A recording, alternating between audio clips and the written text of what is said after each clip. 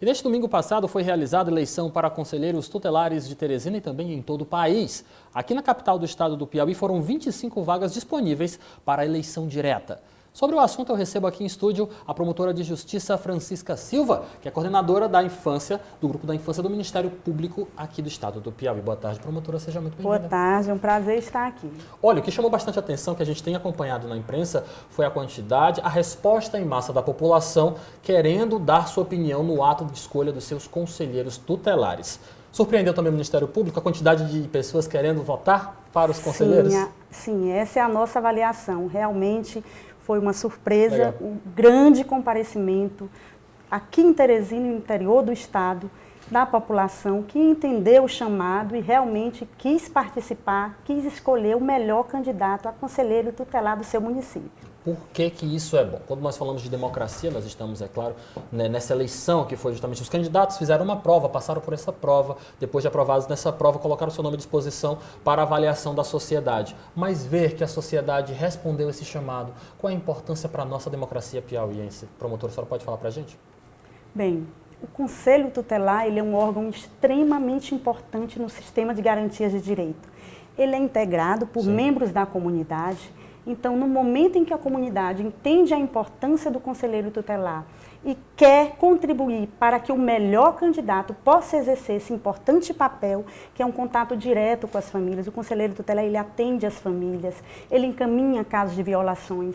Então, no momento em que a população entende a importância desse trabalho e comparece, para nós é extremamente gratificante. Queria também que a senhora falasse um pouquinho para a gente, porque repercutiu na imprensa, muitas pessoas não estavam preparando, aguardando uma resposta tão efetiva da população que compareceu às urnas de votação. Muita gente foi votar e a estrutura está sendo apontada como realmente um ponto de crítica. Muita gente diz que foi inclusive o TRE que conduziu esse momento de votação em parceria com o Ministério Público, mas o que foi que aconteceu de fato? Houve estrutura insuficiente para acolher os votantes? Olá, eu queria pontuar aqui que a responsabilidade pela condução do processo de escolha, a responsabilidade pela escolha dos locais de votação, ela não é do TRE. O TRE não conduz esse processo. Da mesma forma, o Ministério Público também não tem essa atribuição de gestar os locais de votação, de dizer quantos locais de votação vai ter no município. Ela é do Conselho Municipal dos Direitos da Criança e do Adolescente, através das suas comissões eleitorais. Então, nós realmente constatamos, né, que houve uma gestão equivocada, infelizmente, e aí a gente vai para as dificuldades, compreende as dificuldades das comissões eleitorais, mas realmente não foi feita, não houve realmente um número suficiente, principalmente no interior. A gente teve muitos municípios na região de Oeiras, na região de Picos, foram constantes queixas da população que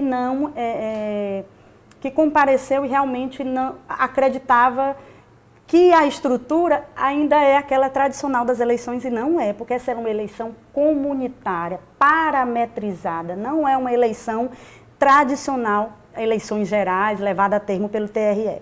Mas fica aí a experiência para a próxima eleição, não é isso, promotora? Vamos falar agora um pouquinho sobre a importância do conselheiro tutelar em nossa sociedade. Quais são as principais, por assim dizer, obrigações do conselheiro? O Conselho Tutelar, ele atende as famílias, ele notifica os pais, ele recebe denúncias de violações e ele contribui para o sistema de garantias no momento em que ele encaminha essas notícias de violação aos órgãos competentes. Ele também requisita importante serviço público, então, de repente, uma família que não tem acesso a um documento, que não tem acesso a uma vaga de escola, pode procurar o Conselho Tutelar para ter acesso àquele serviço. Este mandato agora dos conselheiros tutelares eleitos, ele começa a valer efetivamente a partir de quando e por quanto tempo eles vão ficar nesta função? Promotora, a senhora pode falar para a gente? Sim, a posse se dará em todo o território nacional. Sim. No dia 10 de janeiro de 2020. Esse mandato é um mandato de 4 anos, de forma que em 2024 nós teremos então um novo processo de escolha unificado em todo o território nacional. Que coisa boa. Olhando mais uma vez para essa questão das atribuições do conselheiro tutelar, como que a população, a partir de agora, já que teve essa grande surpresa, a população brasileira entendendo a importância do cargo, como fazer para procurar e garantir os seus direitos perante a justiça brasileira, perante o Ministério Público, como procurar e acionar os conselheiros? O Estatuto da Criança e do Adolescente garante pelo menos um conselho tutelar em cada município.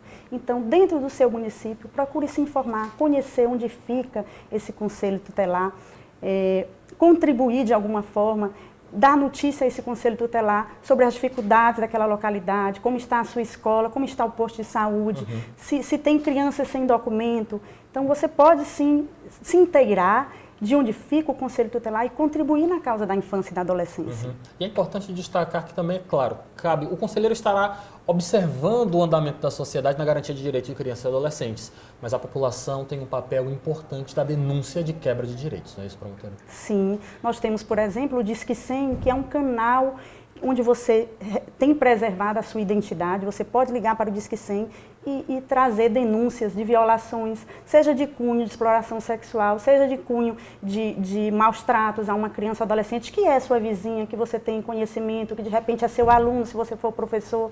Então você pode utilizar esses canais, o Disque 100, ou procurar o Conselho Tutelar da sua cidade ou ainda o Ministério Público, que tem aí na sede das promotorias esse trabalho também de recepcionar a população e dar a devida apuração às violações. Coisa boa. Só para encerrar nossa entrevista de hoje, queria que a senhora falasse um pouco mais da realidade de Teresina. Nós tínhamos 20 vagas, para esta eleição 25. Por que aumentou?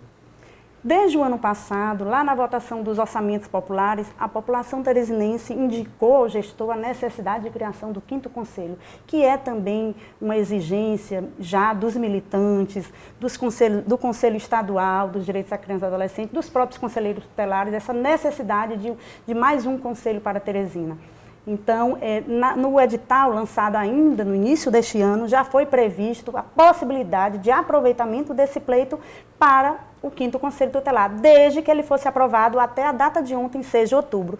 O que veio a ocorrer, e para nós é uma grande vitória, né? Quanto mais gente apta a desenvolver esse importante trabalho, é mais importante ainda, é uma ajuda que se dá à causa da criança e do adolescente e é mais um canal de atendimento à população. Promotora Francisca Silva, muito obrigado pela sua participação. Boa tarde para a senhora e volte sempre, tá bom? Agradeço. Até a próxima.